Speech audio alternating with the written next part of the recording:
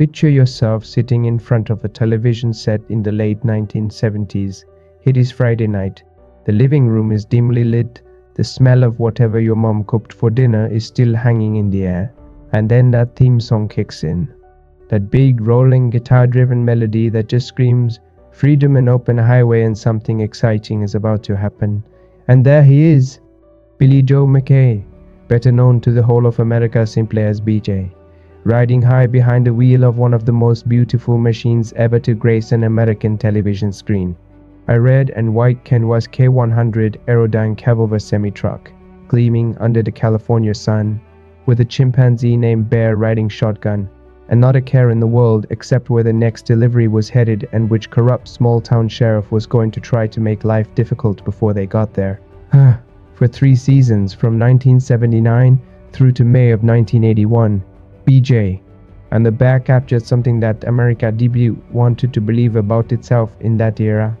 The idea that one free man out on the open road, armed with nothing but his wits, his charm, his Vietnam veteran toughness, and an absolutely spectacular truck, could go anywhere in this country and make things right. It was a wish fulfillment of the highest order, and the truck was not just a prop. The truck was as much a character in that show as Greg Evigan himself, maybe more so if we are being completely honest about it, because he could replace a leading man eventually. But there was only one Kenworth K100 Aerodyne painted up in that red and white Salem scheme rolling down those highways, and when that show went off the air, people genuinely wanted to know what happened to it. Well, the answer turns out to be far more complicated and far more fascinating than most people ever realized.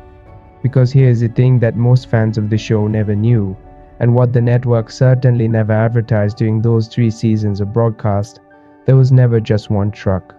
There was never a single iconic vehicle parked in a studio lot somewhere, waiting patiently for its close-up each week. The real story behind the Kenworth truck saw BJ. And the Bear is a story of multiple vehicles, stunt rigs, production replacements, a long and winding trail of sales and abandonment, a field in Georgia, a father and son in Wisconsin, an enthusiast in Australia, and a passionate community of fans who refuse to let these machines disappear into the fog of television history. So let us go back to the very beginning. Let us talk about what kind of truck this actually was, why Kenworth was chosen, and what the production team was actually working with when the cameras started rolling. The Kenworth K100 Aerodyne cabover was not just any truck. In the trucking world of the late 1970s, the cabover style, where the cab sits directly over the engine rather than having a hood extending in front, was still enormously popular because of federal length regulations that made cabovers practical for hauling maximum trailer length within legal limits. The K100 specifically was Kenworth's flagship cabover design, a long-nosed aerodynamic shape that looked fast even when it was parked. The Aerodyne name referred to a specific version of the cab that featured a roof fairing designed to reduce wind resistance. For television purposes, this truck looked absolutely extraordinary. It had presence, it had authority. It filled the screen the way a good movie star fills the screen. You could not take your eyes off it. Jaws creator Glenn A. Larson, who was also responsible for giving the world Battlestar Galactica, Knight Rider, Magnum PI, and The Fall Guy during roughly the same period of his career, understood something fundamental about American television in the 1970s. Vehicles sold shows. The Dukes of Hazzard had the General Lee, Starsky and Hutch had the Ford Gran Torino with the stripe, Knight Rider would soon have Kit, and BJ and the Bear would have the Kenworth. Larson and his production team went to Kenworth directly and arranged to have the truck specially painted and repaired for the production.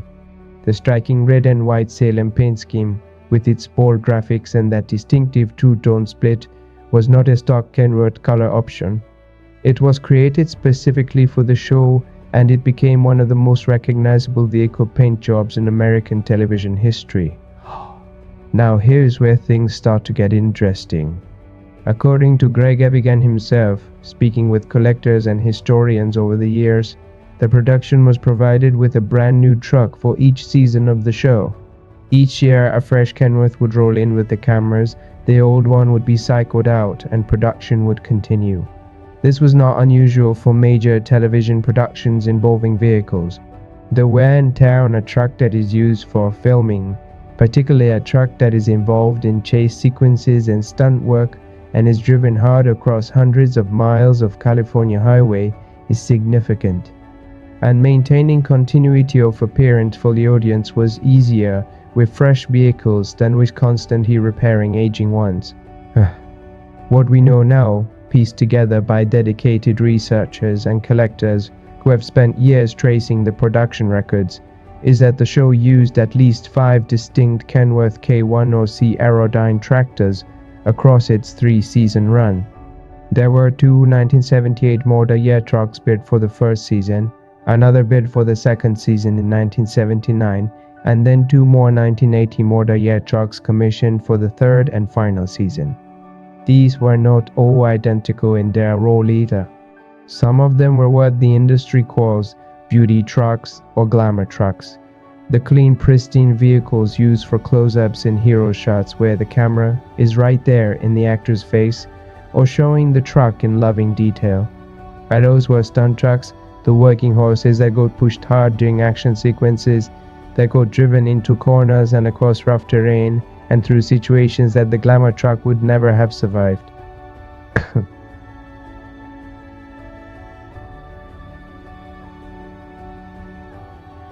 The beauty truck for the first season was a 1978 Kenworth K1OC Aerodyne that was only partially painted at the factory. It went through some additional finishing work before it appeared on screen. This truck had to carry the full weight of the show's identity.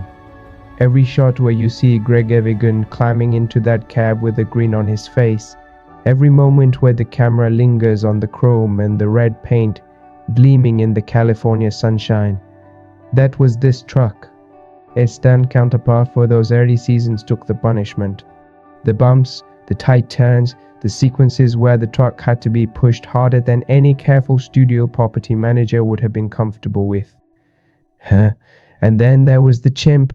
We cannot talk about this truck without talking about the chimp, because the chimpanzee named Bear created some of the most genuinely extraordinary behind-the-scenes challenges for anyone trying to actually film a show centered on a semi-truck. Bear was a real performing chimpanzee, and chimpanzees, as any trainer will tell you, are simultaneously some of the most trainable animals in the entertainment industry and some of the most impossible to fully control. Bear had opinions about the truck, specific opinions. In particular, there was a red brake knob located in the lower right area of the cab interior, and Bear had developed a deep and enthusiastic interest in pulling that particular knob. The problem being that pulling it would jackknife the truck. So every time the cameras rolled for an interior cab shot involving Bear, the crew essentially had to be prepared for the possibility that their 4-legged co-star was going to try to create a very expensive incident. Getting driving scenes done when Bear was in the cab required a level of patience and preparation that most people never see on a finished television episode. The chimp was brilliant, and he knew he was on camera, which made him both charming and completely unpredictable. Greg Evigan has talked about the experience of working with Bear with obvious affection over the years, but he has also made clear that it was never remotely simple. The truck and the chimpanzee together created a daily production challenge that the crew navigated for 3 seasons. Now let us talk about what actually happened when the show ended in May of 1981. The cancellation of BJ. And the Bear was not a dramatic shock in the way some beloved shows are killed off. By the time the 3rd season wrapped, the trucking craze that had swept American popular culture through the late 1970s was genuinely running out of steam. Smokey and the Bandit had done enormous business in 1977. Convoy had come out in 1978. The CB radio culture that had been a genuine national phenomenon for several years was fading. Audiences were moving on. The show had actually undergone significant changes in its 3rd season, with BJ settling down to run a trucking company in Los Angeles called Bear Enterprises and acquiring a group of 7 female truckers as employees. a format shift that satisfied nobody particularly. Ratings slid. NBC pulled the plug. And when a show ends, the practical reality of what happens to its physical production assets is rarely cinematic. There is no ceremony. There is no careful preservation plan put in place by people who understand that these things will matter to future generations. What happens is that the trucks, like all production vehicles, simply revert to whatever arrangement existed with the studio transportation department. In Universal's case, which is the studio that produced BJ. And the transportation department was responsible for maintaining a large fleet of vehicles that could be used across multiple productions. And that is exactly what happened to the Kenworth trucks. After the show wrapped, the trucks did not sit in honored retirement. They went to work. Universal's transportation department put them back into service, not as glamorous television stars now, but as actual working vehicles on the studio lot and in other productions. The iconic orange trailer that BJ's rig pulled through 3 seasons of episodes became a studio workhorse, used to haul equipment around the lot the way any trailer gets used. People who worked in Universal's transportation department during the 1980s remember seeing that orange trailer sitting on the lot for years, still in its original paint, the only orange trailer among all the others. It stood out, but probably fewer people than you might think recognized what it was or cared about its history in the way a fan would. The trucks themselves appeared in other productions during the 1980s. We know this because collectors and researchers have pieced together evidence from production records and the memories of crew members who worked at Universal during that era. The Kenworth tractors used in BJ, and the Bear showed up in episodes of Street Hawk, which was an NBC action series about a high-tech motorcycle.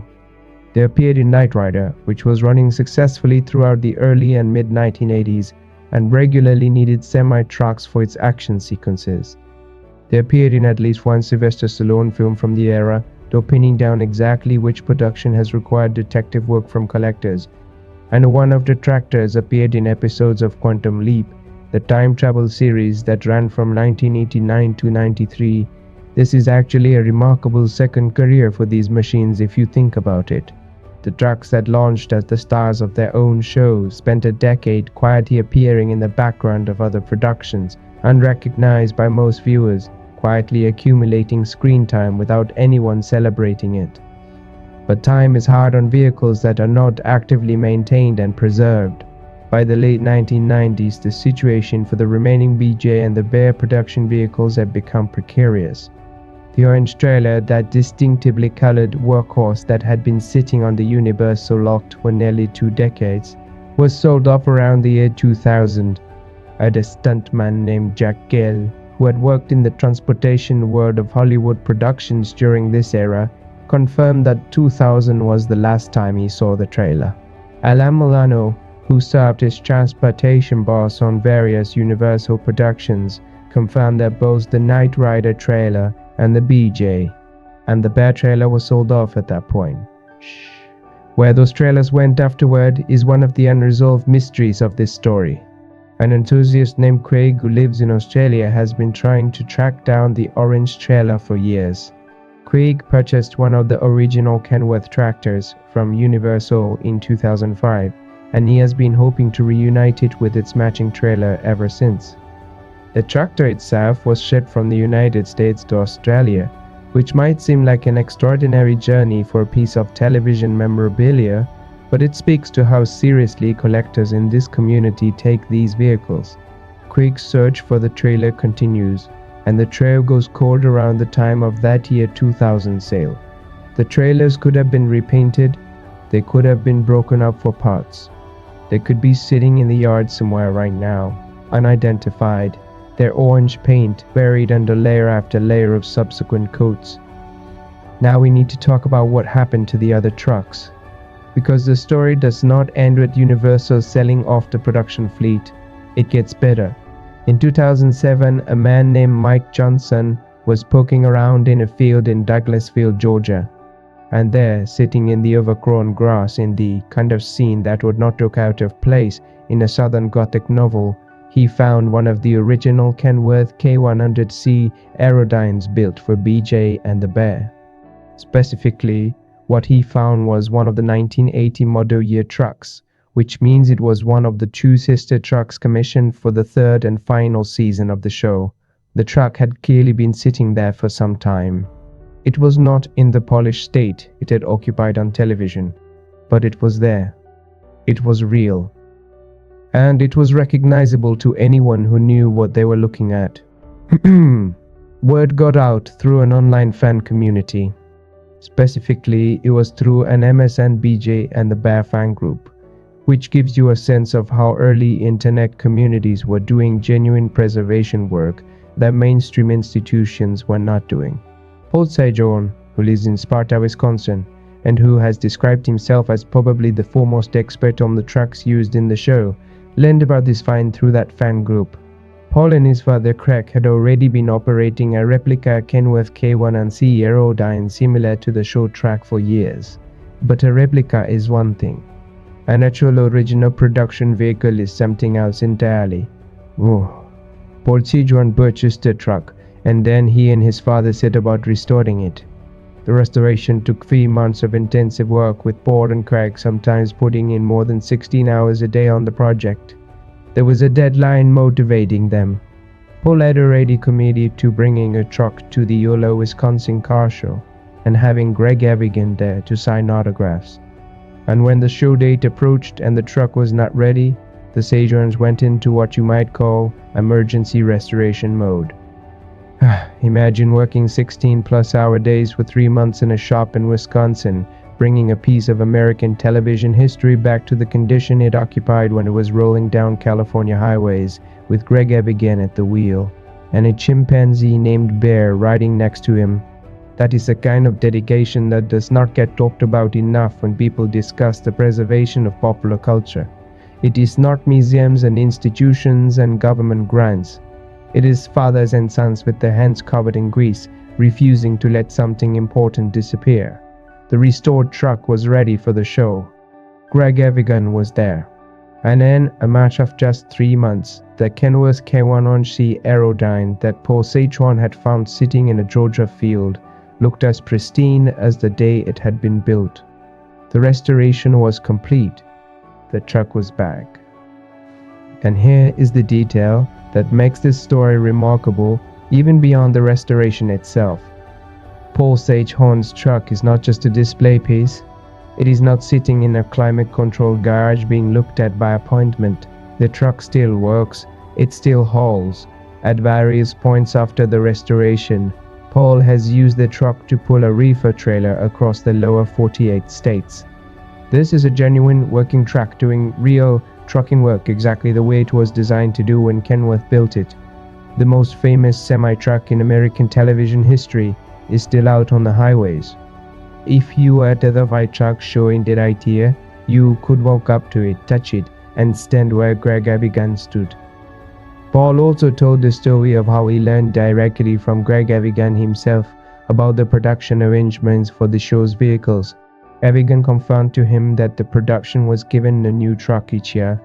That detail, coming straight from the star of the show, is about as close to a primary source as you can get for this kind of history. Now we should talk about the second season, 3 truck, because the two 1980 Kenworths have their own distinct histories and their own ways of being told apart. Both of them are 1980 model year K100C aerodynes built with the Salem paint scheme, and both were used during the filming of the 3rd season. But there are specific physical differences that allow researchers to identify which is which. One of the trucks, owned by a collector named John Amstutz, has permit holders on the passenger side underneath the cab, added some time after the truck's filming days. It also has a purple handle for the top bed inside the cab. Paul Sajon's truck has a satin black handle in the same position. John Amstutz's truck had a longer, more rectangular CB microphone during filming, while Paul's had a more standard-shaped one. TF. These are the kinds of details that seem almost absurdly granular until you understand what they represent.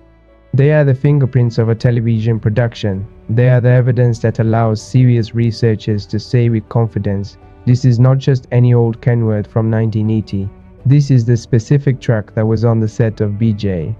And the bear during the first season used for specific episodes identified by the specific physical characteristics. The detective work that went into establishing this level of detail is genuinely impressive. Both of the Season 3 trucks now have their matching 1972 brown reefer trailers as well, which are themselves significant pieces of the show's history.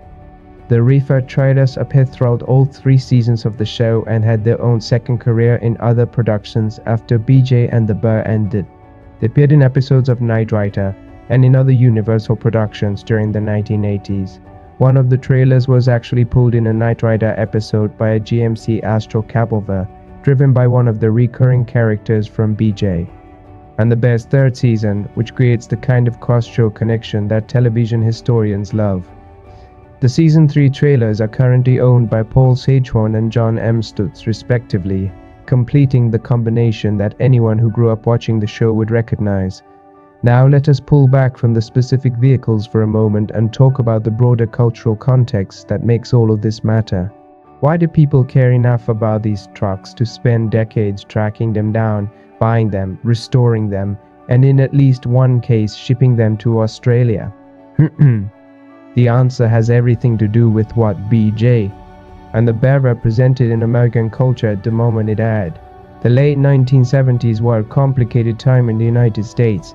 The country was coming out of Watergate, out of Vietnam, through the oil crisis. Through a decade of political and cultural upheaval, it had left a lot of Americans feeling uncertain about institutions, uncertain about authority, uncertain about the future. And into that atmosphere came a wave of popular entertainment that celebrated the very specific kind of American freedom. The freedom of the open road. The idea that if you had a vehicle and the highway stretched out in front of you, you were beholden to nobody. You could go where you wanted. You could help who needed helping. You could outrun the sheriff if the sheriff had it coming. CB radio culture was a massive part of this. Truckers had developed their own communication network using CB radios, their own slang, their own community that existed outside the normal channels of American social life. Smokey and the Bandit captured this perfectly in 1977, and it was the biggest box office success of that year after Star Wars. The Dukes of Hazzard was built on the same foundation, and BJ. And the Bear took all of these elements and wrapped them around a specific, beautiful, easily identifiable vehicle that became the symbol of everything the show stood for. The Kenworth K100 Aerodyne was not chosen by accident. Cabovers were practical, yes, but they also looked different. They looked futuristic by the standards of the era. The long, sloping hood of a conventional truck suggested something reliable and traditional. The cabover, with the cab sitting right up front and the whole front of the vehicle being essentially a large vertical face, looked bold. It looked like it was going somewhere with purpose. In red and white with that distinctive graphic treatment, it looked like no other truck on the road. That was the point. Shh. And for a generation of children who grew up watching that truck roll down the highway every week, the image was burned into memory in a way that decades do not erase. When you are 8 years old and you see that truck on television and you hear that theme song, something gets imprinted on you. Those children grew up and some of them became truckers because of it. Some of them became mechanics. Some of them became collectors. And some of them became the people who spent years tracking down every single Kenworth K100C Aerodyne that was used in the production of that show, documenting the differences between the Season 1 beauty truck and the Season 1 stunt truck, establishing which episodes each vehicle appeared in, building the kind of granular historical record that serious preservation requires. The online communities that formed around this subject in the early internet era were doing real archival work. The MSN fan group that helped Mike Johnson spread the word about the Georgia truck find was doing exactly what a historical society would do. People shared photographs, compared notes, reached out to surviving crew members, tracked down collectors, and built a body of knowledge about these trucks that simply did not exist in any official form. Greg Evigan himself has been a willing participant in this community. He has attended truck shows. He has signed autographs next to restored versions of his fictional truck. He has spoken with collectors and researchers and confirmed details about the production that would otherwise have been lost. His willingness to engage with the legacy of the show speaks well of him, but it also speaks to the genuine affection he has for the period of his career that BJ and the Bear represents. We do not show up to Wisconsin truck shows and spend time talking to fans about the specific CB microphone configuration of a 1980 Kenworth unless you actually care about it. It is worth spending a moment on what the Kenworth K100 Aerodyne actually was as a piece of engineering, because understanding the machine helps you understand why collectors care so deeply about preserving these specific examples. The K100 series had a lineage stretching back through decades of Kenworth's history. The cable configuration had been a Kenworth specialty for much of the post-war period. The Aerodyne designation, applied to the K100C, referred specifically to the aerodynamic roof fairing that distinguished these trucks from earlier models. This was forward-thinking design for its era. The trucking industry in the United States was beginning to grapple seriously with fuel efficiency in the wake of the oil crisis of the 1970s, and aerodynamics was one of the tools available for improving it. The K100N was Kenworth's statement that you did not have to choose between looking extraordinary and operating efficiently. The powertrain options available in the K100C during the 1978 through 1981 period included some of the most respected diesel engines of the era. The trucks were built to work. They were not fragile. A properly maintained K100C Aerodyne from this period is not a museum piece that needs to be handled carefully. It is a commercial vehicle built to haul freight across the continent, and it will still do exactly that if you treat it right. The fact that Paul Sejourn has done exactly that with his restored show truck is a demonstration of what these machines actually are. The cab-over-engine configuration also meant that maintenance access to the engine required tilting the entire cab forward, which was a genuinely elegant solution that cab-over enthusiasts have always appreciated. With Delta cab and the engine is completely exposed and accessible, no crawling under the hood, no walking around obstructions. The engineering was clean and purposeful. As the 1980s progressed and federal length regulations changed, the practical advantage of cab-overs diminished. Conventional trucks with hoods could now achieve the same or better total length for trailer carrying, and many drivers preferred the conventional layout for comfort and visibility reasons over long hauls.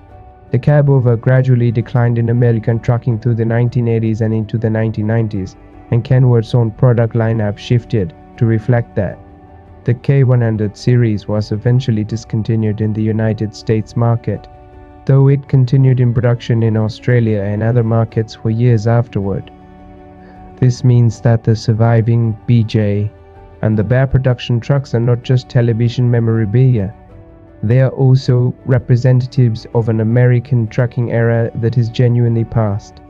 The cab-over semi-truck is essentially gone from American highways in the way that characterized the industry through the 1960s and 1970s. We'll still see them occasionally because these machines last if maintained, but they are no longer a common sight. When Paul Sejourn drives his restored K100C Aerodyne across the country, he is not just driving a piece of television history. He is operating a machine that represents an entire chapter of American commercial transportation that has closed. Now let us talk specifically about what collectors know about where the various trucks ended up, because this is one of the most frequently asked questions among BJ and the Bear fans, and the answer is genuinely more complete than it was even 15 years ago. Thanks to the research community, the 1978 Beauty truck from Season 1 had a complicated history. It was the most visually prominent of all the show trucks during the early seasons, the one that appeared in the most hero shots, the one most closely associated with the iconic opening credits imagery. Tracking its specific fate after the production ended has been one of the more challenging aspects of the historical research because the documentation trail becomes thin once Universal's transportation department cycled the vehicle out of active use. What is known is that it remained in the Universal system for some period after the show ended, as the stunt trucks did, available for other productions. The 1979 Season 2 stunt truck has similarly been the subject of research by collectors who have assembled evidence from production photographs and behind-the-scenes documentation to establish its physical characteristics and distinguish it from the other trucks in the fleet. The 1980 model year trucks are the best documented survivors because they are the ones that Paul Sagehorn and John Amst have preserved. Paul's truck was the one found in the Georgia field in 2007. John Amstut's truck has its own survival story, and the two collectors are part of a community that shares information and documentation about these vehicles. The Australian collector Craig's truck represents yet another chapter. Having purchased his tractor from Universal in 2005, 5 years after the trailers were sold off, Craig is working with an incomplete set. The tractor is in Australia. The trailer that matched it for 3 seasons of television is somewhere in the United States, or at least was in the United States at the time of its sale in 2000, and its current whereabouts are unknown. The search continues.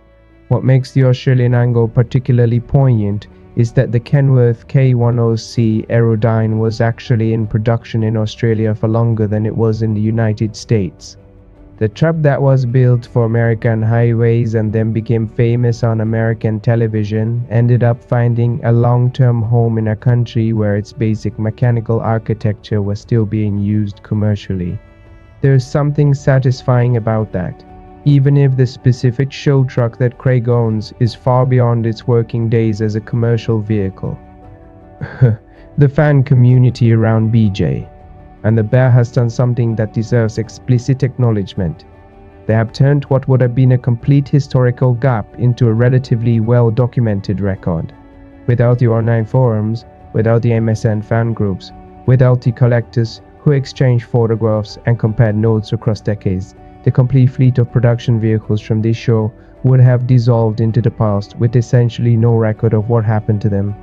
Instead, they are now identifiable surviving vehicles with documented histories, owners who know what they have and why it matters, and a body of knowledge that allows researchers to distinguish one season's trucks from another's based on specific physical details. Shh.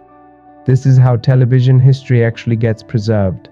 Not by the networks, who moved on to the next production the moment the final episode aired. Not by the studios, which saw these trucks as working assets to be used until they were no longer economically useful, but by fans, by collectors, by people who cared enough to spend their own time and money and energy ensuring that something meaningful was not simply lost. The story of what happened to BJ and the Bears Kenworth after the show ended is ultimately a story about how memory works in American popular culture. The show itself was not elevated art. It was entertainment, cheerful and unpretentious and tremendously appealing to its audience in its moment. It did not win awards or generate serious critical discussion, but it embedded itself in the memories of a generation, and those memories created a community of people who were not willing to let the physical evidence of the show simply disappear. The trucking culture that the show celebrated has changed almost beyond recognition. The highways are the same, more or less, but the CB radio culture is gone, replaced by GPS and smartphones. The independent owner-operator lifestyle that BJ McKay represented has been squeezed by consolidation and regulation and the economic realities of a transformed industry. The cabovers are gone from American roads. The era is genuinely past in a way that makes the surviving trucks not just nostalgia objects, but actual historical artifacts. When Paul Sagehorn drives that 1980 Kenworth K10C Aerodyne to a truck show, the people who gather around it are not just seeing a piece of television memorabilia. They are seeing the last physical representatives of a specific moment in American culture, the moment when the highway felt like the last truly free place in a country that had spent a decade feeling trapped. And when a trucker in a red and white cab over with a chimpanzee riding shotgun was the perfect symbol of everything people wanted to believe was still possible, the truck survived. Not all of them, not completely, not without scars and gaps in the historical record, but some of them survived because people who loved them refused to let them go. And that is the real story of what happened to BJ and the Bears Kenworth after the camera stopped rolling and the show went off the air forever in May of 1981. The story did not end. It just moved off the set and out onto the actual highway, where if you are lucky it continues to this day. Shh.